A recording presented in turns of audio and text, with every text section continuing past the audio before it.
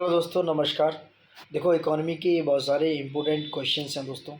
सबसे बड़ी बात तो मैं ये बताने जा रहा हूँ, इसमें से डायरेक्ट क्वेश्चन जो प्रीवियस ईयर में जो आए हुए क्वेश्चन हैं वो इसमें इंक्लूडेड हैं दोस्तों। चाहे वो यूपी पीसीएस है, आरओ है, उत्तराखंड पीसीएस है, कोई अदर स्टेट। कुछ क्वेश्चन तो डायरेक्ट आरबीआई की पॉलिसी से रिलेटेड यूपीएससी में भी यहाँ से आए हुए हैं।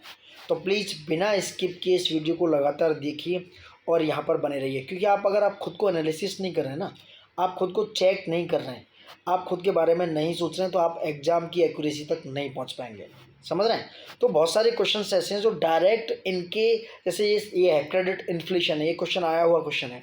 ठीक है, इन्फ्लेशन पे हमेशा से क्वेश्चन आता रहा है, पॉवर्टी पे क्वेश्चन हमेशा से आता रहा है, अनएम्प्लॉयमेंट रेट के पीएलएफआर वगैरह के बारे में। तो ये सब वो क्वेश्चन हैं जो आपको कहीं ना कहीं आपके माइंड में क्लिक करेंगे।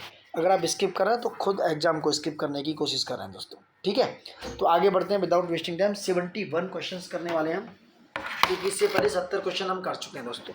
ठीक है, ये है बजट के घाटे को पूरा करने के लिए, जो बजट के घाटे को पूरा करने के लिए अर्थव्यवस्था में कौन सी मुद्रास्फीति का प्रबंधन किया जाता है, कौन सी इन्फ्लेशन का। ठीक है, उसको मैनेज करते हैं भैया जब क्या हो, इन्फ्लेशन का हो, टाइप ऑफ इन्फ्लेशन हो, उसको मैनेज करने के लिए किस टाइप का बजट डेफिसिट होता है। ठीक है, तो देखो बहुत सिंपल कहानी है, ये है मीनिंगफुल इन्फ्लेशन, जो इंग्लिश में देखो काफ़ी समझ में आता है। इसको बोलते हैं हीनार्थ प्रेरित स्फीति, यानी कि मीनिंगफुल इन्फ्लेशन होता है जब सरकार का बजट घाटे का होता है, यानी कि उनका जो बजट है वो घाटे का है, आय कम हुई है, व्यय क्या है, ज़्यादा है, यानी कि एक्सपेंडिचर ज़्यादा होता है। तो केंद्रीय बैंक से क्या करते हैं, वो क्रेडिट लेते हैं, यानी ऋण ले लेते हैं। ऋण लेकर या अतिरिक्त पत्र मुद्रा को निर्गमित कर, छाप कर पूरा किया जाता है, जिससे क्या कहते हैं, मीनिंगफुल या हीनार्थ प्रेरित स्फीति कहा जाता है दोस्तों। ठीक है, ठीक है। वैसे डिमांड पुल इन्फ्लेशन होता है। ये क्या होता है डिमांड पुल इन्फ्लेशन? समग्र पूर्ति की अपेक्षा समग्र मांग को प्रभावित करने वाले कारक अधिक प्रभावी हों, इस प्रकार मांग पूर्ति से अधिक हो जाए तो इस मांग प्रेरित स्फीति कहते हैं। वहीं करेंसी इन्फ्लेशन, वहीं क्रेडिट इन्फ्लेशन है।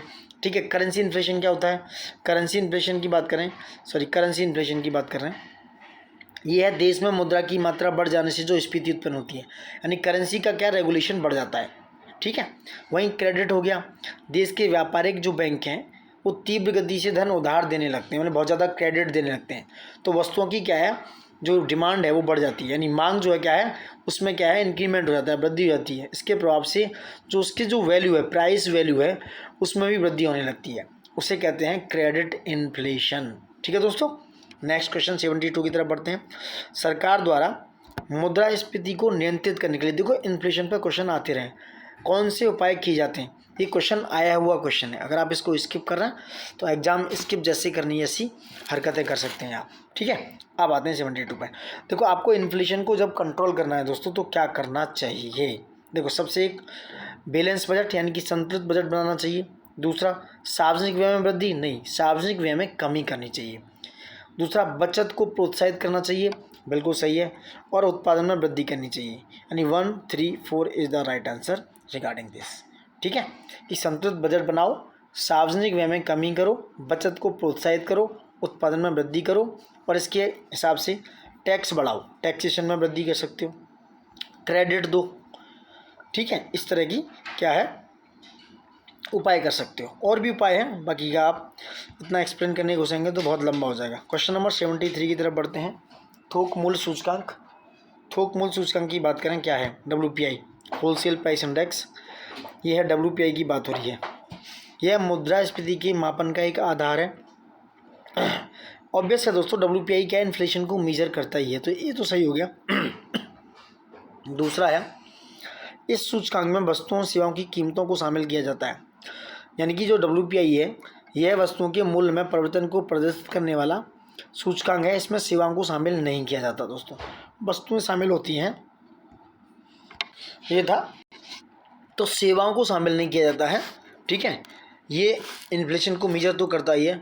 जो WPI है उसका संकलन उद्योग मंत्रालय में आर्थिक सलाहकार जो कार्यालय है उसके द्वारा मंथली बेसिक, यानी मासिक स्तर पर होता है। जो पहले साप्ताहिक स्तर पर होता था, अब क्या है, ये मंथली होने लगा है। ठीक है दोस्तों, और इसका जो बेस ईयर है अब 2011-12। ये क्वेश्चन डायरेक्ट पूछे गए हैं दोस्तों। ठीक है, तो और क्या हो गया, D is the right answer, यानी only one is the right answer. Question number 74 की तरफ आते हैं। क्या है? भारत में मुद्रास्फीति यानी इन्फ्लेशन के मापन का किन आधारों पर किया जाता है, यानी कौन कौन से बेस हैं दोस्तों? ठीक है, कौन कौन से हैं? कीमतों में सामान्य जनरलाइज इन प्राइस, नहीं, वन नहीं है दोस्तों। दूसरा है इसका थोक मूल्य सूचकांक, सही है, WPI, और कंज्यूमर प्राइस इंडेक्स यानी कि उपभोक्ता मूल्य सूचकांक पर, यानी कि थोक मूल्य सूचकांक और उपभोक्ता मूल्य सूचकांक के आधार पर इन्फ्लेशन को मापा जाता है। तो B is the right answer, B is the right answer. क्योंकि भारत में जो NSO है, नेशनल स्टैटिस्टिकल ऑफिस, उसका जो मंत्रालय के द्वारा मुद्रास्फीति यानी कि इन्फ्लेशन को मापा जाता है। ठीक है, दो आधार हैं इसके, दो सूचकांक WPI और CPI, जैसा कि मैंने बताया दोस्तों। ठीक है, अब CPI में क्या है? वस्तुओं और सेवाओं, यानी कि WPI में सेवाएं इंक्लूड नहीं होती हैं, सर्विस इंक्लूड नहीं होती हैं, जबकि जो आपका कंज्यूमर प्राइस इंडेक्स है, दैट इज कॉल्ड CPI, उसमें सेवाओं को भी, जैसे वस्तुओं और सेवाओं जैसे भोजन, हेल्थ, एजुकेशन आदि की कीमत में अंतर की क्या है? कैलकुलेशन की जाती है। सो इसमें सेवाओं को भी दर्शाया जाता है और मापा जाता है CPI में। ठीक, क्वेश्चन नंबर आते हैं 75 की तरफ। क्या है 75? कुछ कमेटीज़ हैं और उनकी सिफारिश क्या क्या थी, उनकी बात करते हैं दोस्तों। देखो, ऐसे क्वेश्चन हमेशा आते जाते रहे, तो इंपॉर्टेंट क्वेश्चन है, देखिएगा। जैसे गोरपोरिया जो समिति, गोरपोरिया समिति ने दोस्तों बैंक सेवा सुधार की बात की थी। तारबोर समिति ने क्या कहा था? रुपए की पूंजी खाते पर परिवर्तनीयता की बात की थी। खंडेलवाल समिति, बैंकों में मानव संसाधन दक्षता में सुधार की बात। राजा चलैया, कर संबंधी सुधार की बात हो रही है। So now C is the right answer regarding this. So C is the right answer. Question number 76 की तरफ देखो, आप इंग्लिश में भी देख लीजिएगा। मुद्रा आपूर्ति की सर्वाधिक तरल माप किस विधि पर आधारित है? The most liquid measure of money supply is based on which method? ठीक है, 76 की बात हो रही है। क्या है? यह है M1, चार तरह का सर्कुलेशन है, M1, M2, M3, 4। तो सर्वाधिक जो मुद्रा आपूर्ति की सर्वाधिक तरल माप है, मनी सप्लाई है, वो है M1। ठीक है, क्या है दोस्तों? M1 जो मुद्रा है उसकी आपूर्ति की सर्वाधिक तरल माप है, क्योंकि इसमें चलन में जो होती है मुद्रा, छोटे सिक्के, बैंक के पास जो कैश वगैरह है वो क्या होता है? चलन में होता है। ठीक है, ठीक है दोस्तों। वहीं M2 तो है, M1 तथा पोस्ट ऑफिस से सेविंग बैंक या बचत बैंक जमाओं को शामिल किया जाता है। M1 और पोस्ट ऑफिस में जो सेविंग्स हैं। वैसे M3 है, उसमें M1 प्लस बैंकिंग प्रणाली के साथ जो सावधि जमा को शामिल किया जाता है। तो इस तरीके से ये M3 हो गया। ठीक है, M4 में क्या है? जो M3 है प्लस डाकघर, बचत बैंक सभी जमा को शामिल किया जाता है। इस तरीके से ये होता है दोस्तों। ठीक, अब आते हैं 77 की तरफ। क्वेश्चन नंबर 77 क्या है? मुद्रा आपूर्ति संकेतकों में M3 शाख नियंत्रण के लिए अधिक उपयोगी होती है। ठीक, इसका संबंध बैंकों की कुल जमा राशियों से होता है। ठीक है, 77 का हो गया ए आर दोनों सत्य और R A की सही व्याख्या करता है। ठीक है, यानी M3 को जो व्यापक मुद्रा के रूप में जाना जाता है, क्योंकि इसमें तरल और सावधि जमा दोनों शामिल हैं दोस्तों। ठीक है, जिसमें यह मुद्रा की एक व्यापक श्रेणी बन जाती है। M3 में M1 और बैंकिंग प्रणाली के साथ जो सावधि जमा है उनको शामिल किया जाता है दोस्तों। ठीक है, तो मुद्रा आपूर्ति की संकेतकों में M3 जो है क्रेडिट कंट्रोल के लिए अधिक उपयोगी माना जाता रहा है। क्वेश्चन नंबर 78, देख कितने अच्छे क्वेश्चन हैं। एसर्शन ओरिजिन का क्वेश्चन है। ये कह रहे हैं कि प्रत्येक राष्ट्र स्विस गुणांक के उच्च मानकों को प्राप्त करना चाहता है। ठीक है, प्रत्येक राष्ट्र कम कटौती प्रतिबद्धताओं को अपनाना चाहता है। ठीक है, पूछ रहे कौन सा सही है दोस्तों। देखो, every nation wants to achieve the high standards of Swiss coefficient and every nation wants to adopt low reduction commitments. तो ये कह रहा है ए और आर दोनों सत्य हैं, R A की सही व्याख्या कर रहा है। दैट्स कॉल्ड 78 का A is the right answer regarding this. ठीक, ठीक है, नेक्स्ट क्वेश्चन आता है आपका 79। देखो, ट्रिप्स का क्वेश्चन है, रिपीटेड क्वेश्चन है, UPPCS ने इसको पूछा था ट्रिप्स के बारे में, ट्रिप्स के बारे में। ठीक, क्या है ट्रिप्स? बौद्धिक संपदा अधिकारों के व्यापार संबंधी पहलुओं पर समझौता, agreement on trade related aspects of intellectual property rights, that's called trade. क्या है? ट्रिप्स की बात हो रही है इसके रिगार्डिंग। यह उत्पाद और प्रक्रिया पेटेंट की व्यवस्था करता है। ठीक, उत्पाद पेटेंट की अपेक्षा प्रक्रिया पेटेंट अधिक व्यापक अवधारणा है दोस्तों, यानी कि process patent is a broader concept that product patent से। तो इसमें ऑप्शन हो गया ए, क्योंकि दूसरा गलत हो गया, क्योंकि जो बौद्धिक संपदा अधिकारों के व्यापार संबंधी पहलुओं पर ट्रिप्स के नाम से ही जाना जाता है दोस्तों। ठीक है, यह जो समझौता है 1994 में संपन्न हुआ और 1996 1 जनवरी 1996 में लागू हुआ।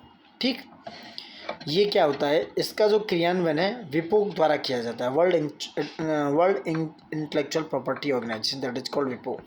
यूपीएससी में भी इस बार क्वेश्चन आया है विपो को लेके, WIPO पे दोस्तों। ठीक है, ये हो गया विपो। ठीक, इसके अंतर्गत देखा जाए तो निम्नलिखित मानक शामिल हैं, जैसे कॉपीराइट हो गया आपका। ठीक है, कॉपीराइट हो गई, कॉपीराइट के साथ साथ एक मिनट, कॉपीराइट हो गया और भौगोलिक जो GI संकेतक हैं वो हो गए, उसके साथ GI यानी कि जियोग्राफिकल इंडिकेशन वगैरह हो गए, और संकेतक औद्योगिक डिजाइन, पेटेंट, ठीक, ट्रेडमार्क्स वगैरह वगैरह इसके अंतर्गत आते हैं। So now D is the right answer, second गलत हो गया। ठीक, दूसरा अंकटाट, देखो क्वेश्चन आया हुआ है, रिपीटेड क्वेश्चन है दोस्तों। अंकटाट के संदर्भ में क्या है, निम्नलिखित कथनों पर विचार करना है कि IMF के असंतोषजनक प्रदर्शन के कारण इसकी स्थापना हुई, क्योंकि IMF का जो अनसेटिस्फैक्ट्री परफॉर्मेंस था उसकी वजह से अंकटाट को लाया गया। यह संयुक्त राष्ट्र का एक अंग है, इसका मुख्यालय पेरिस में स्थित है। तो इस तरह का जो फैक्चुअल डेटा है वहाँ पे प्रॉब्लम होती है। तो अंकटाट की बात कर रहे हैं, इसकी स्थापना IMF तथा गेट जैसी अंतर्राष्ट्रीय संस्थाओं के अनसेटिस्फैक्ट्री प्रदर्शन के कारण 1964 में हुई दोस्तों। ठीक, कब हुई, 1964 में। और इसका जो मुख्यालय है वो है जेनेवा स्विट्जरलैंड में है। ठीक, और इसमें इस समय 195 मेंबर्स हैं। और कोस्टारिका की अर्थशास्त्री रेबिका ग्रीनस्पैन अंकटाट की पहली महिला महासचिव है। कौन है, रेबिका ग्रीनस्पैन जो है इसकी अध्यक्ष है। ठीक, 81 की तरफ आते हैं। मैचिंग है रिपोर्ट सूचकांक और उनके जारी करती संस्था, इनकी जो इशू करते हैं वो इंस्टीट्यूशंस दोस्तों। ठीक है, तो वैश्विक वित्तीय स्थिरता रिपोर्ट, जैसे इसे बोलते हैं ग्लोबल फाइनेंशियल स्टेबिलिटी रिपोर्ट, इसको IMF जारी करता है। इंग्लिश में भी देख सकते हो आप, इसको IMF जारी करता है। ठीक है, कौन करता है, IMF, वैश्विक वित्तीय स्थिरता रिपोर्ट को। ठीक, कमोडिटी मार्केट आउटलुक को विश्व बैंक, विश्व वन स्थिति रिपोर्ट को FAO। ठीक, व्यापार प्रतिबंध सूचकांक को कौन करता है, OECD, ट्रेड रिस्ट्रिक्शन इंडेक्स को OECD करता है। तो 1 2 3 4 is the right answer regarding this. ठीक, जैसे वर्ल्ड बैंक की बात करें तो global economic prospect report, ease of doing business report, commodity market outlook. ठीक है, इस तरह की FAO भी करता है काफ़ी, विश्व वन स्थिति है, विश्व खाद्य सुरक्षा स्थिति रिपोर्ट, इस तरह की ये रिपोर्ट जारी करते हैं। 82 पे आते हैं। 82 क्या है, निम्नलिखित में से कौन सी संस्था अंतर्राष्ट्रीय छात्र मूल्यांकन कार्यक्रम का आयोजन करती है, यह OECD। क्या है, OECD, B is the right answer. जो PISA है वो 2000 में इसको पहली बार आयोजित किया गया, 2000 में। और ये आर्थिक सहयोग एवं विकास संगठन जो है OECD से बोला जाता है, उसके द्वारा त्रिवार्षिक यानी कि 3 साल में अंतर्राष्ट्रीय एक सर्वेक्षण होता है दोस्तों। ठीक, क्वेश्चन हम आते हैं 83 की तरफ। क्या है, अनवरत योजना, इसे कंटिन्यूस प्लान बोलते हैं। अनवरत योजना के संदर्भ में with reference to continuous planning which of the following statement is correct. अनवरत योजना के संदर्भ में इसे DT लकड़ावाला ने लागू किया था। किसने, DT लकड़ावाला ने लागू किया था। यह गुन्नार मेडल की पुस्तक एशियन ड्रामा से प्रेरित थी। ठीक है दोस्तों, 83 का C is the right answer.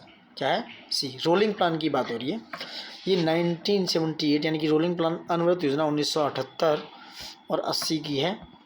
ठीक है, ठीक है, जब जनता पार्टी की सरकार ने 5वीं पंचवर्षीय योजना को समय से पूर्व समाप्त करके इस योजना यानी कि रोलिंग प्लान को लेकर आए थे दोस्तों। ठीक है, बाकी के सारे ऑप्शन सही हैं। अब आते हैं 84। निम्नलिखित में से किस पंचवर्षीय योजना का लक्ष्य तीव्र धारणीय एवं अधिक समावेशी विकास को प्राप्त करना था, कौन सी थी बताइए। देखिए, आप प्लीज़ कमेंट बॉक्स में भी बता सकते हैं। यह है आपकी 12वीं पंचवर्षीय योजना, 12th 5-year प्लान। ठीक है, ठीक है, ठीक है दोस्तों, क्वेश्चन नंबर 85 की तरफ बढ़ते हैं। 85 क्या है, राष्ट्रीय विकास परिषद के संदर्भ में निम्नलिखित कथनों में से कौन सा एक सही नहीं है, सही है। राष्ट्रीय विकास यानी NDC की बात हो रही है, नेशनल डेवलपमेंट काउंसिल। ठीक है, ये एक संविधानेतर संस्था है। जिसकी स्थापना वर्ष 1952 में मंत्रिमंडल के प्रस्ताव द्वारा हुई।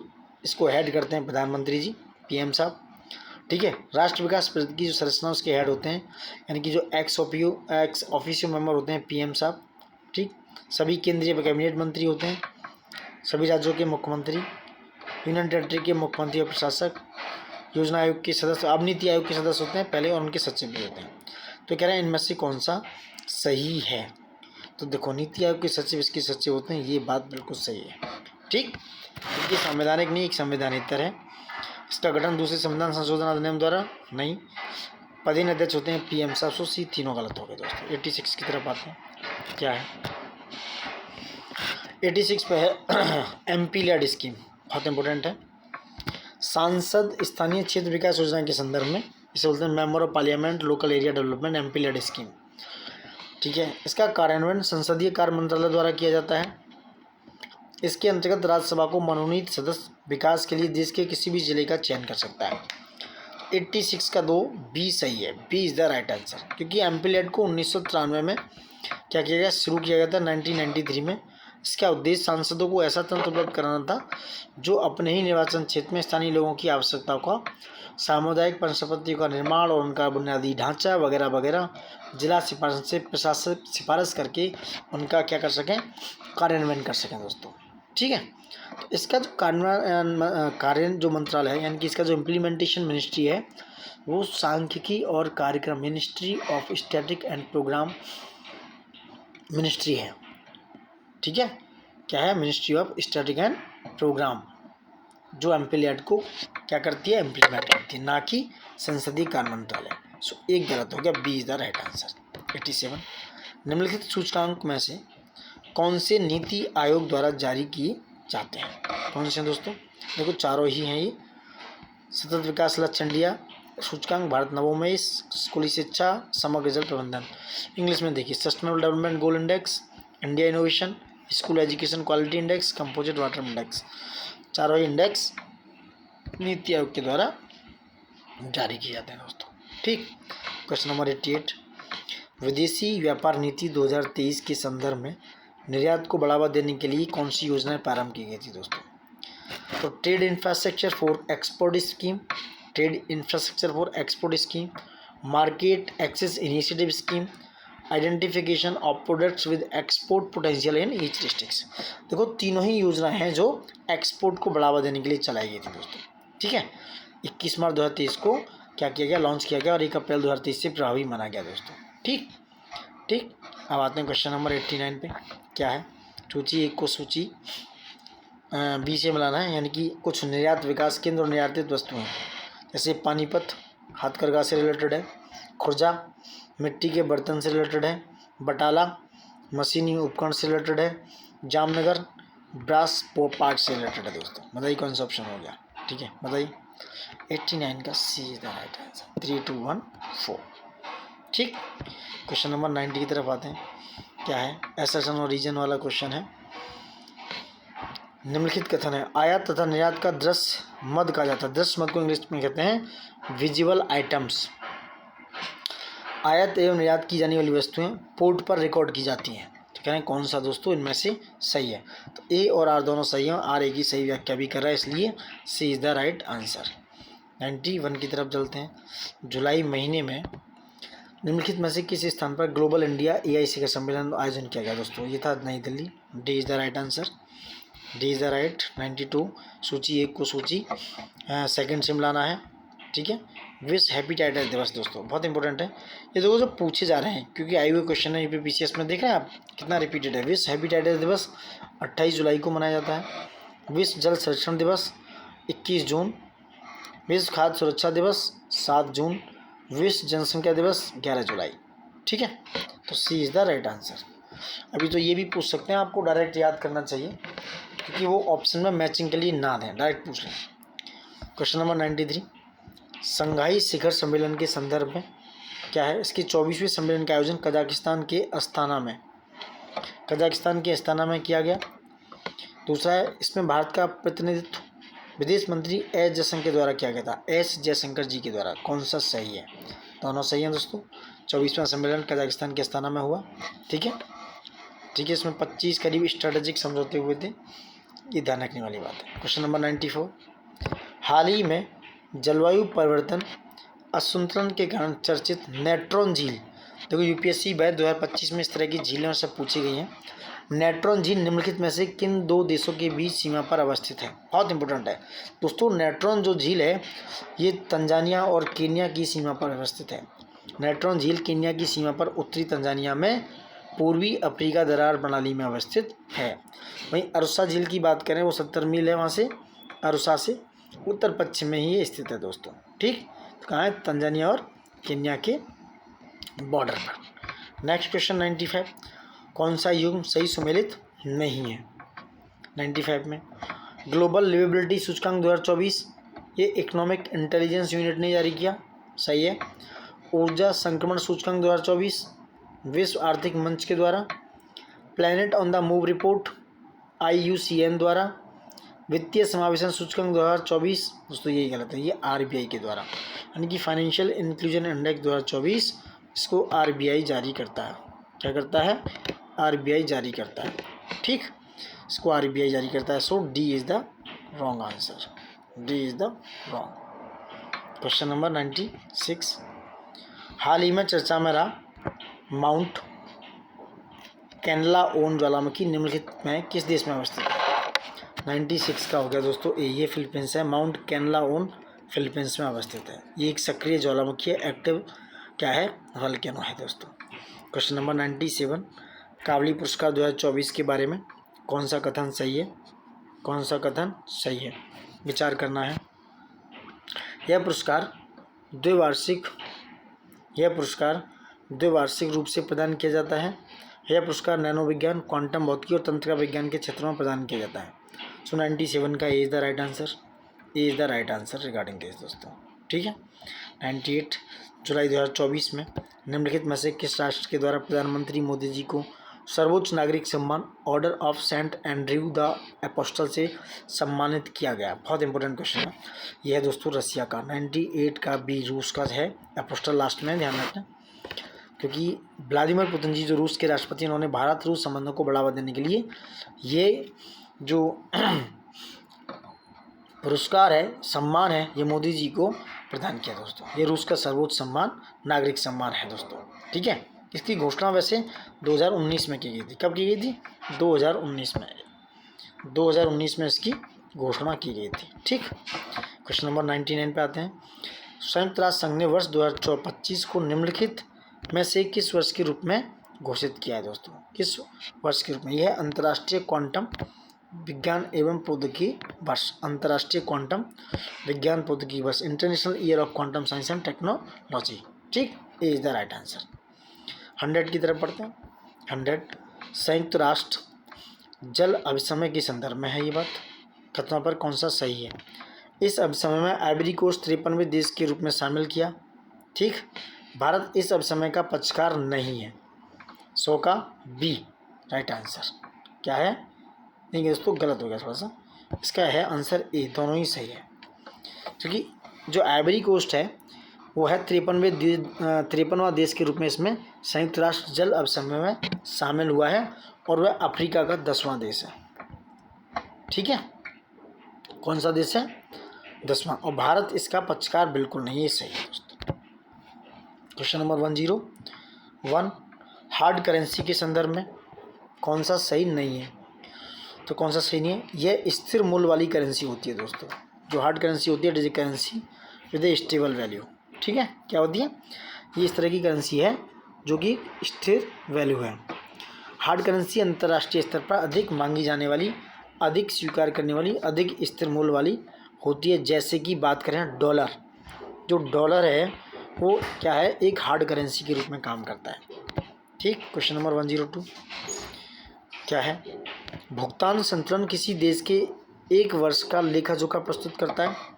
बिल्कुल सही है। इसका प्रयोग किसी देश के दीर्घकालीन आर्थिक परिदृश्य के मूल्यांकन के लिए किया जाता है। तो कह रहे हैं 102 का कौन सा सही है? दोस्तों दूसरा गलत है, ए सही है, यानी कि A is the right answer. A सही, आर गलत। क्योंकि जो भुगतान संतुलन है किसी देश की सुदृढ़ आर्थिक स्थिति का आवश्यक रूप से परिचायक तो नहीं होता है। ठीक है। क्योंकि अनुकूल भुगतान संतुलन प्रतिकूल व्यापार से एक साथ बने रह सकते हैं। ठीक। So A is the right answer. और ये दीर्घकालीन नहीं होता, ये दीर्घकालीन आर्थिक प्रदर्शन के मूल्यांकन के लिए नहीं किया जा सकता। ठीक।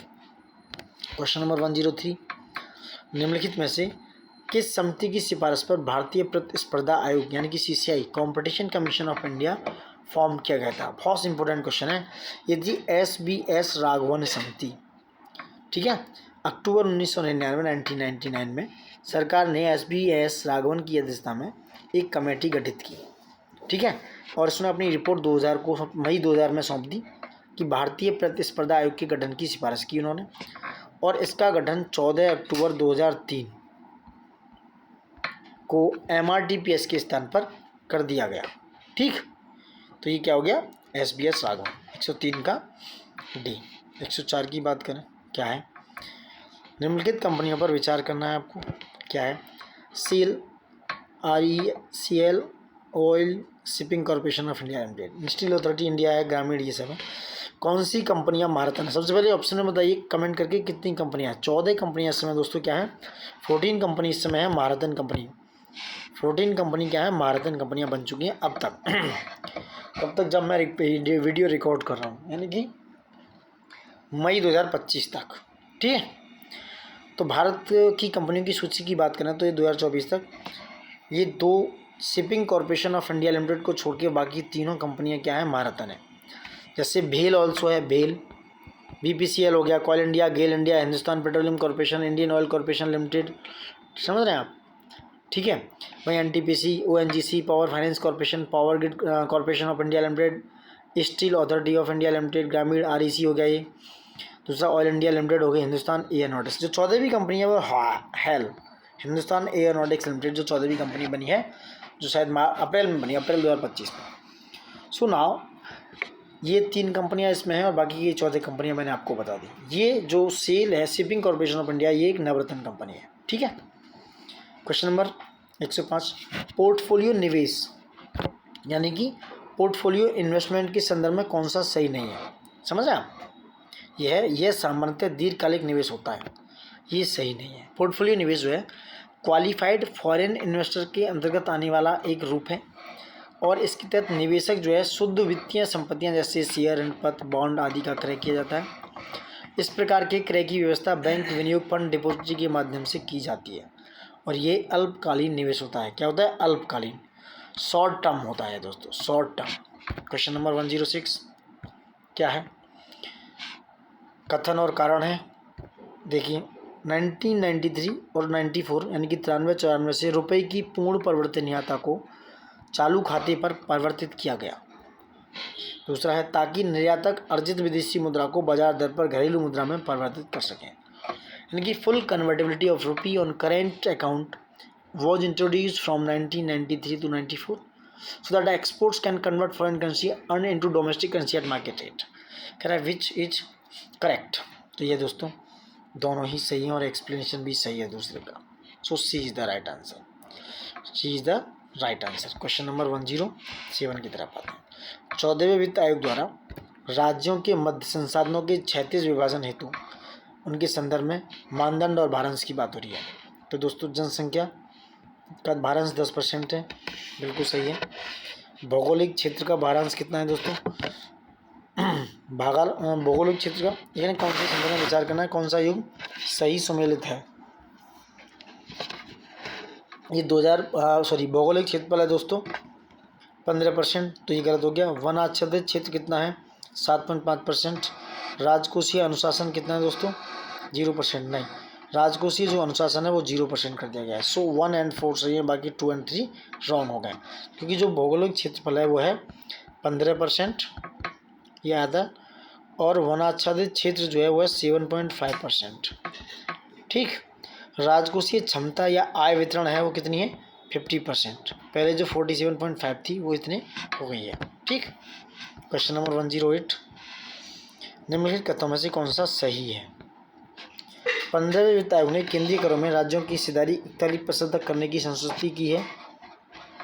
ठीक, 14वें वित्त आयोग ने केंद्रीय करों में राज्यों की हिस्सेदारी 35% अनुशंसित की है। किरा कौन सा सही है? 108 का ए सही है, क्योंकि 14वें वित्त आयोग ने 42% की थी। 42%। ठीक। क्वेश्चन नंबर 109 क्या है? 16वें वित्त आयोग के संदर्भ में बात हो रही है। क्या है 16वें वित्त आयोग के संदर्भ में? कौन सा एक सही नहीं है? इसका गठन अरविंद पनगड़िया की अध्यक्षता में किया गया। ठीक। यह वर्ष 2025 में अपनी रिपोर्ट वित्त मंत्री को सौंपेगा।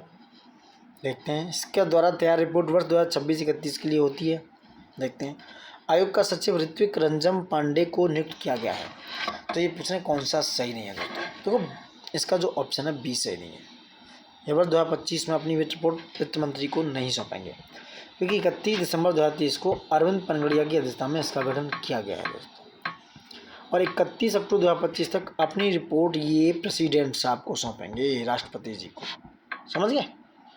और इसकी रिपोर्ट 1 अप्रैल 2026 से शुरू होने वाले 5 वर्षों के लिए होगी, जो कि 31 तक जाएगी। क्वेश्चन नंबर 110 पे आते हैं। वित्त आयोग के पहले अध्यक्ष कौन थे? केसी नियोगी। और यहाँ पे वही वित्त आयोग और अध्यक्ष की बात हो रही है। क्या हो रही है? वित्त आयोग और उनके अध्यक्ष की बात हो रही है दोस्तों। देखते हैं। 10वें के कौन थे? केसी पंत। 11वें के AM खुसरो। 12वें सी रंगराजन। 13वें के डॉक्टर विजय एल केलकर। तो 1 2 3 4 इज द राइट आंसर। 111 पे आते हैं। क्या है? अरविंद पनगड़िया के बारे में निम्नलिखित में से कौन सा कथन असत्य है? यह नीति आयोग के पहले अध्यक्ष थे। यह भारत के G20 शेरपा रह चुके हैं। उनकी पुस्तक वाई ग्रोथ मैटर्स को नीति निर्माताओं का घोषणा पत्र कहा गया है। Why growth matters. इन्हें पद्म भूषण पुरस्कार से सम्मानित किया जा चुका है। दोस्तों बात करें अरविंद पनगड़िया पर, क्वेश्चन बन सकता है इस बार, सो प्लीज थोड़ा सा जरूर रीड आउट कीजिएगा। अरविंद पनगड़िया कोलंबिया विश्वविद्यालय, कोलंबिया जो विश्वविद्यालय यूनिवर्सिटी में अर्थशास्त्र के प्रोफेसर रह चुके हैं। जनवरी 2015 से अगस्त 2017 तक नीति आयोग के पहले उपाध्यक्ष सेना के अध्यक्ष। तो ए गलत हो गया, आंसर इसका हो गया असत्य ए। दूसरा, ये भारत के G20 शेरपा के रूप में तुर्की, चीन, जर्मनी यहाँ सब जगह काम कर चुके हैं। ठीक है। उनकी किताब की बात करें, इंडिया द इमर्जिंग जाइंट 2008 में आई। ठीक है। इससे जो है भारतीय अर्थव्यवस्था पर निर्णायक किताब बताया गया। दूसरा, द इकोनॉमिस्ट ने उनकी किताब why growth matters Jagdish Bhagwati के साथ जो इन्होंने बनाई, उससे नीति निर्माताओं और विश्लेषकों के लिए एक घोषणा पत्र बताया गया। और 2012 में इन्हें क्या मिला? पद्म भूषण पुरस्कार। ठीक है। इतनी डिटेल बहुत है इनके बारे में। 112, यूविन पोर्टल के संदर्भ में कथनों पर विचार करना है। इसकी घोषणा अंतरिम बजट 2024-25 में की गई। यह बैंकिंग धोखाधड़ी को ट्रैक करने वाला एक पोर्टल है। देखो ए सही है, बी गलत है, क्योंकि ये जो यूविन पोर्टल है सभी गर्भवती महिलाओं और बच्चों को 12 रोकथाम योग्य बीमारियों के खिलाफ वैक्सीनेशन टीकाकरण के रिकॉर्ड को ट्रैक करेगा, जैसे डिप्थीरिया, काली खांसी, टेटनस, पोलियो, खसरा, रुबेला, तपेदिक, रोटावायरस, दस्त, hepatitis B, meningitis, haemophilus influenza type B, pneumococcal pneumonia के कारण। ठीक है। तो ये सारी चीज़ें हैं। तो यूविन पोर्टल जो है बैंकिंग से नहीं है, तो बी ये दूसरा गलत है इसका। 113 में बात करते हैं। क्या है? केंद्रीय बजट 2024-25 में निम्नलिखित में से किन वर्गों पर मुख्य रूप से फोकस किया गया? सब देखो बहुत इंपॉर्टेंट क्वेश्चन है। बजट 2025-26 का ही यही बजट है। और 114 का सी 1 2 4 क्या है? 1 2 4 बुजुर्ग की बात नहीं हुई है। बाकी का इसमें 4 जो हैं कौन कौन से हैं? मानव संसाधन विकास, बुनियादी ढांचा, आर्थिक अवसर, इनको सृजन करना है। और सरकार जो है इन सब पर विचार कर रही है। गरीब, महिला, अन्नदाता और किसान। चौथा है इसमें किसान, अन्नदाता किसान हो गया, फार्मर, पुअर विमेन, फार्मर्स और यूथ। क्या हो गया? यूथ। चौथा है यूथ। ठीक। बुजुर्ग नहीं है दोस्तों, बुजुर्ग तो बुजुर्ग हो चुका। ठीक है। तो सी इज द राइट आंसर। 114 की तरफ पढ़ते हैं। केंद्रीय बजट 2024-25 के अंतर्गत घोषित पूर्वोदय, देखो इसलिए बताया जा रहा है क्योंकि पीछे से भी क्वेश्चन कई बार आ रहे हैं। पूर्वोदय योजना के निम्नलिखित में से कौन सा एक राज्य शामिल है? यह आंध्र प्रदेश। पूर्वोदय योजना में दोस्तों बिहार, झारखंड, वेस्ट बंगाल, उड़ीसा और आंध्र प्रदेश को लाया गया है। ठीक है।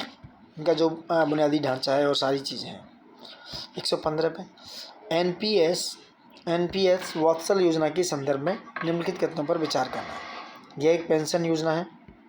इसमें नाबालिगों के अभिभावकों द्वारा अंशदान किया जाएगा। इसे नाबालिग के वयस्क होने पर सामान्यतः पीएनपीएस खाते में परिवर्तित किया जा सकता है। 115 का D 1 2 3 is the right answer. 116 की बात करें, हाल ही में चर्चा में रहे ट्रेस्टुजुमाब, डेरेक्सटेकन, ओसिमटर्नेब और डुर्वालुमाब निम्नलिखित में से क्या है दोस्तों? 116 का 2, ये कैंसर रोधी दवा है।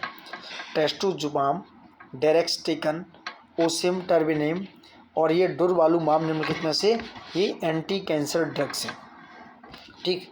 117 निराश्रित महिला पेंशन योजना यानी कि डेस्टिट्यूट वुमेन पेंशन स्कीम, उस पर विचार करना है।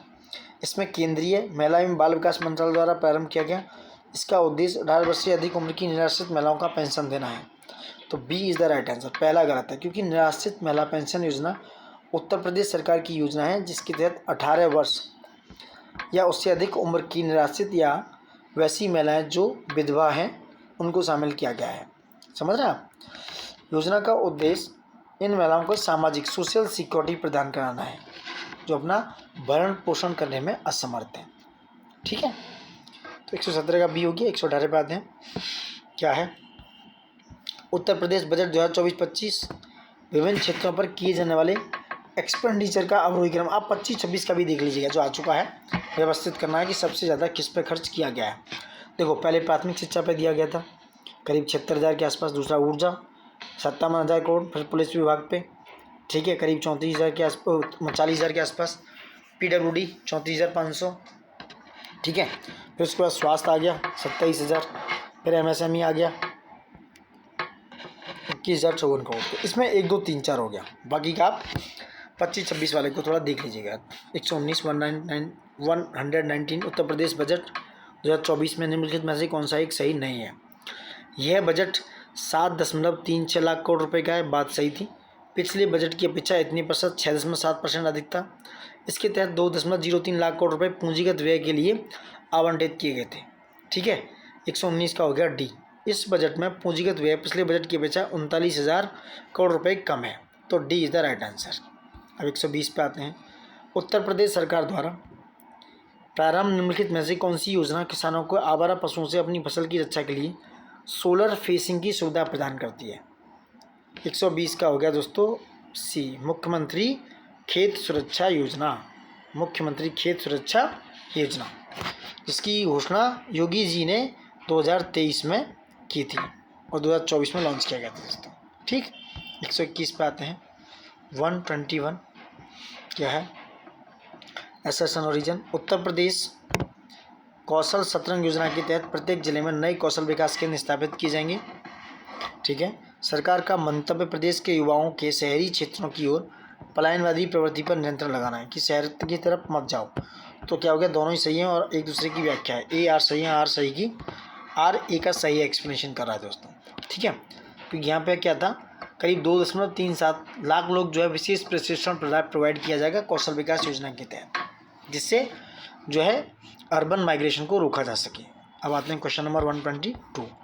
प्रभावी राजस्व घाटा, प्राइमरी इफेक्टिव रेवेन्यू डेफिसिट की बात हो रही है, सॉरी इफेक्टिव रेवेन्यू डेफिसिट। कौन सा सही है? कौन सा सही है? केंद्र द्वारा राज्य सरकार को दिए जाने वाला अनुदान है। ठीक है, दूसरा, इसमें नवीन परिसंपत्तियों का सृजन होता है, यानी कि its lead to creation of new assets. 122 का सी 1 और 2 दोनों सही हैं। ठीक। अब आते हैं 123 की तरफ। निम्नलिखित में से कौन सरकार की पूंजीगत प्राप्तियों में शामिल है? कैपिटल रिसीप्ट में शामिल है। कौन सा है? रिजर्व बैंक द्वारा ऋण की वसूली? नहीं, ये दोस्तों ये नहीं है। IMF से प्राप्त ऋण सही है। पूंजीगत में लघु बचत योजना और किसान विकास पत्र, यानी कि डी इज़ द राइट। 2, 3, 4 सही है इसमें, क्योंकि पूंजीगत प्राप्तियाँ जो होती हैं वो होती हैं सरकार द्वारा ऋण की वसूली, सरकार द्वारा रिजर्व बैंक, अन्य भारतीय बैंक एवं वित्तीय संस्थानों से लिया गया ऋण। रिजर्व बैंक ऋण की वसूली नहीं करता, रिकवरी नहीं करता, ये शामिल नहीं है। सरकार द्वारा विश्व बैंक, IMF, विदेशी बैंक, दूसरे देश की सरकार एवं विदेशी वित्तीय संस्थाओं से लिया गया ऋण यानी कि क्रेडिट, भविष्य निधि, लघु बचत योजना, इंदिरा विकास पत्र, किसान विकास पत्र, ये सब क्या है? पूंजीगत प्राप्तियाँ हैं। ठीक है, 124 पे आते हैं। घाटे का वित्त पोषण बजट, घाटे का वित्त पोषण बजट घाटे के लिए की गई वित्त प्रबंधन की प्रक्रिया है। दूसरा, सरकार को पहले से ही पता रहता है कि उसका कुल व्यय कुल प्राप्ति से अधिक होगा। ठीक है, 124 का option C is the right answer. A और आर दोनों सही हैं, आर ए की सही व्याख्या करता है। ठीक है, क्वेश्चन नंबर 125 की बात हो रही है। क्या है, निम्नलिखित में से किसके द्वारा सर्वप्रथम शून्य आधारित बजट का प्रयोग किया गया? क्या गया? संयुक्त राज्य अमेरिका के निजी क्षेत्रीय संगठन के क्षेत्र जो है private sector organise sector of the United States के द्वारा जीरो बेस्ड बजट का प्रयोग किया गया। ठीक है दोस्तों, 125 का डी हो गया, शून्य आधारित बजट, वेरी इंपॉर्टेंट। अब आते हैं 125, आउटकम एवं परफॉर्मेंस बजट के संदर्भ में निम्नलिखित कथनों पर विचार करना है। क्या एक सही नहीं है? 126 की बात हो रही है, किसी एक परफॉर्मेंस बजट में कई आउटकम बजट होते हैं, सही। आउटकम बजट को विभिन्न मंत्रालयों द्वारा निर्मित किया जाता है, परफॉर्मेंस बजट को वित्त मंत्रालय द्वारा निर्मित किया जाता है। ठीक है, सही है। परफॉर्मेंस बजट एक व्यष्टि स्तर की प्रक्रिया है, यानी कि D is the right answer. 126 का क्या है? D is the right answer. अब 127 की बात करें, निम्नलिखित में से किस प्रकार की बजटीय कटौती के लिए ₹1 का प्रस्ताव प्रस्तुत किया जाता है? यह सी, नीतिगत कटौती की अस्वीकृति प्रस्ताव। ठीक, नीतिगत कटौती को अस्वीकृत प्रस्ताव यानी कि rejection of policy cut proposal. ठीक है, क्वेश्चन नंबर 128, देखो प्रतीकात्मक कटौती में ₹100 की कमी करने के लिए लाया जाता है। ठीक है, किफ़ायत कटौती की बात करें तो यह प्रस्ताव किफ़ायत या मित वित्तीय के लिए, यानी कि जो माइजरी है उसकी मांग में विनिष्ट राशि तक की कटौती के लिए। ठीक है, उसी हिसाब से होता है। वही नीतिगत हो गई। ठीक, अब नेक्स्ट क्वेश्चन पर आगे बढ़ते हैं। क्वेश्चन नंबर, ग्लोटिन की बात करें, ग्लोटिन बता देता हूँ। ये एक ऐसी प्रक्रिया है जिसमें लोकसभा अध्यक्ष बजट की सभी बकाया मांगें प्रत्यक्ष मतदान के लिए सदन में रखता है और चर्चा का अंत करते हुए बजट पर चर्चा को संक्षिप्त रखा जा सकता है। ठीक है, नेक्स्ट है क्वेश्चन नंबर 128, व्यय प्रबंधन आयोग के संदर्भ में। क्या है? एक्सपेंडिचर मैनेजमेंट कमीशन के संदर्भ में। क्या है? 128 का, इसके पहले अध्यक्ष विमल जालान थे। इसका कार्य केंद्र सरकार के खर्चों के प्रमुख क्षेत्रों की समीक्षा करना है। कौन सा सही है? सी इज़ द राइट आंसर। दोनों ही सही हैं दोस्तों, क्योंकि 2014 तक भारत सरकार ने एक संकल्प के माध्यम से व्यय प्रबंधन आयोग का गठन किया। ठीक है, और विमल जालान इसके पहले अध्यक्ष थे दोस्तों। 129, जेंडर बजटिंग दोस्तों is very important. Gender budgeting की बात हो रही है। क्या है? कथनों पर विचार करना है। इसके तहत संसाधनों का आवंटन लिंग के आधार पर किया जाता है। भारत में से आम बजट 2015-16 से प्रारंभ किया गया। ठीक है, तो कह रहे हैं कौन सा सही है दोस्तों? देखो एक सही है, 29 का सी, ये गलत हो गया। 120, क्योंकि भारत में से 2015-16 से प्रारंभ नहीं, भारत में दोस्तों इसे 2006 और 7 से प्रारंभ किया गया था। 2006 और 7। ठीक, क्वेश्चन नंबर 130, लोक नीति के गोल्डन रूल, लोक नीति के गोल्डन रूल के संदर्भ में, यानी golden rule of public policy के संदर्भ में क्या है? इसके तहत सरकार केवल निवेश के लिए ऋण लेती है। सरकार विशेष परिस्थितियों में चालू व्यय की पूर्ति के लिए भी ऋण ले सकती है। कह रहे हैं कौन सा सही है दोस्तों? गोल्डन रूल में दोस्तों सरकार निवेश करने के लिए भारत में पूंजीगत व्यय को ही ऋण के रूप में लेना चाहती है और अपने चालू व्यय यानी जो भारत में राजस्व व्यय है उसकी पूर्ति के लिए नहीं लेती है। सो सेकंड गलत हो गया, ए is the right answer, so 1 is right. 131 की बात करें, सुचिता कृपलानी के संदर्भ में, इन्हें भारतीय संविधान सभा के सदस्य के रूप में चुना गया। दूसरा, इन्होंने उत्तर प्रदेश राज्य में भारत की पहली महिला मुख्यमंत्री के रूप में पदभार ग्रहण किया। दोस्तों दोनों ही सही है, 1 2 दोनों, बोथ आर सही। ठीक है, सुचिता कृपलानी जी की बात हो रही है। 132, निम्नलिखित में से किस भारतीय संस्था ने, देखो ये क्वेश्चन आते हैं, QS वर्ल्ड यूनिवर्सिटी रैंकिंग 2025 में दुनिया भर में 1401वीं रैंक और समग्र श्रेणी में 46वां स्थान प्राप्त किया। कौन सा? 46वां। यह है IIT इलाहाबाद, भारतीय सूचना प्रौद्योगिकी संस्थान इलाहाबाद। ठीक, क्वेश्चन नंबर 133 की तरफ आते हैं। केंद्रीय वित्त मंत्रालय से कर अंतरण के लिए अतिरिक्त भुगतान के रूप में सबसे अधिक राशि 25,495 करोड़ रुपए प्राप्त करने वाले राज्यों का सही क्रम क्या है? यह 133 का D, Uttar Pradesh, Bihar, Madhya Pradesh, Paschim Bangal. D is the right answer, D is the right answer. 134 की बात करें, हाल ही में उत्तर प्रदेश के किस जिले में एशियन किंग वल्चर, एशियाई गिद्ध के लिए विश्व का पहला संरक्षण और प्रजनन केंद्र स्थापित किया गया? दोस्तों यह महाराजगंज। जो महाराजगंज जिला है वहाँ पर एशियाई गिद्ध सेंटर बनाया गया। 135 उत्तर प्रदेश सरकार ने वर्ष 2027 तक राज्य से निम्नलिखित में से किस बीमारी के उन्मूलन के लिए तीव्र अभियान शुरू किया, यानी कि उसको इरेडिकेशन करना है किस बीमारी का दोस्तों, यह है मलेरिया। 2027 तक राज्य जो है उत्तर प्रदेश मलेरिया का इरेडिकेशन करना चाहता है। ये एक वेक्टर जनित रोग कार्यक्रम के तहत बहुत ही मलेरिया प्रॉब्लम है जिससे हर साल बहुत सारी जानें जाती हैं दोस्तों। क्वेश्चन नंबर 136 बहुत इंपॉर्टेंट है। पेड़ लगाओ और पेड़ बचाओ जन अभियान 2024 के संदर्भ में कौन सा कथन, इसे उत्तर प्रदेश सरकार द्वारा शुरू किया गया। ठीक है, इसके तहत गंगा नदी के किनारे 5096.42 हेक्टेयर भूमि पर 77.5 लाख पौधे लगाए जाने का प्रावधान किया गया।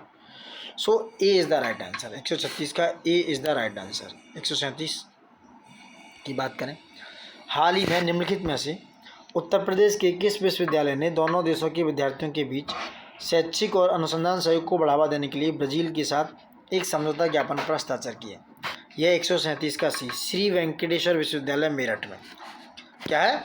वेंकटेश्वर विश्वविद्यालय मेरठ में। ठीक है। क्वेश्चन नंबर 138, हाल ही में निम्नलिखित में से किस भारतीय प्रदेश ने आयुष्मान भारत हेल्थ अकाउंट आभा आईडी के माध्यम से 1 करोड़ टोकन सर्जित करने का कीर्तिमान स्थापित किया?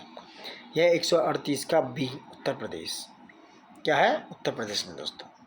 क्वेश्चन नंबर 139 क्या है? निम्नलिखित राज्यों पर विचार करें और वर्ष 2024 में राष्ट्रीय महिला आयोग, देखो इंपॉर्टेंट क्वेश्चन है, आ सकता है, वेरी वेरी इंपॉर्टेंट। NCW जिसे बोलता है नेशनल कमीशन फॉर वुमेन को प्राप्त सबसे अधिक शिकायतों के संदर्भ में सबसे ज़्यादा शिकायतें किस राज्य से आई हैं उनको लगाना है आपको असेंडिंग ऑर्डर में, आरोही क्रम में दोस्तों। ठीक है, तो बताइए। तो देखो सबसे ज़्यादा जो शिकायतें हैं दोस्तों 2024 में जो दर्ज की गई हैं, सबसे पहले है उत्तर प्रदेश। क्या है? सबसे ज़्यादा जो शिकायतें हैं देखा जाए, सबसे पहले है उत्तर प्रदेश से प्राप्त हुई सबसे अधिक, इसके बाद दिल्ली, महाराष्ट्र और बिहार का स्थान रहा। आपको असेंडिंग ऑर्डर में लगानी है, तो बिहार हो गया, फिर महाराष्ट्र, फिर दिल्ली और उत्तर प्रदेश, यानी उत्तर प्रदेश लास्ट में। 3, 2, 1, 4 बैक से, तो ये हो गया ए इज़ द राइट आंसर दोस्तों। क्योंकि 6492 शिकायतें उत्तर प्रदेश में, 1119 दिल्ली में, इस तरीके से, और ये सब 764 जो है महाराष्ट्र तीसरे पे, बिहार जो है 586 के साथ लास्ट स्थान पर। बिहार में लोग जागरूक थोड़ा सा कम है। 140 की बात करें, उत्तर प्रदेश के निम्नलिखित में से किस हवाई अड्डे को ट्रांजिट हब के रूप में विकसित किया जा रहा है? ट्रांजिट हब के रूप में दोस्तों ये है आपका नोएडा अंतर्राष्ट्रीय हवाई अड्डा, नोएडा इंटरनेशनल एयरपोर्ट, जिसको ट्रांजिट एयरपोर्ट के रूप में क्या किया जा रहा है? ट्रांजिट हब के रूप में विकसित किया जा रहा है। तो दोस्तों ये थे 140 क्वेश्चन आपके कंप्लीट हो चुके हैं। बाकी के नीचे हिंदी के क्वेश्चन हैं जिन्हें हम और वीडियोज़ में कराएंगे। तो ये क्वेश्चन 140 हैं और ये इकोनॉमी से रिलेटेड क्वेश्चंस थे। आई होप कि बहुत अच्छे क्वेश्चन हैं जो प्रीवियस ईयर में बहुत सारे क्वेश्चंस को पूछा गया है। तो ये सारे क्वेश्चंस आपको कहीं ना कहीं एनहेंसमेंट करेंगे, आपकी एक्यूरेसी को बढ़ाएंगे, आपको एफिशिएंटली मजबूत करेंगे। So please like share subscribe करना प्लीज़ मत भूलिएगा, और thank you for watching it. देखते रहिए, आगे हम ऐसे ही वीडियो बनाते रहेंगे और आप थोड़ा सा प्यार हमें बढ़ाते रहिएगा और ज़्यादा से ज़्यादा शेयर कीजिएगा दोस्तों, अपने दोस्तों तक बताइए, क्योंकि एक दूसरे के हाथ पकड़ के चलेंगे तो आगे बढ़ेंगे। So now thank you for watching it and love you all.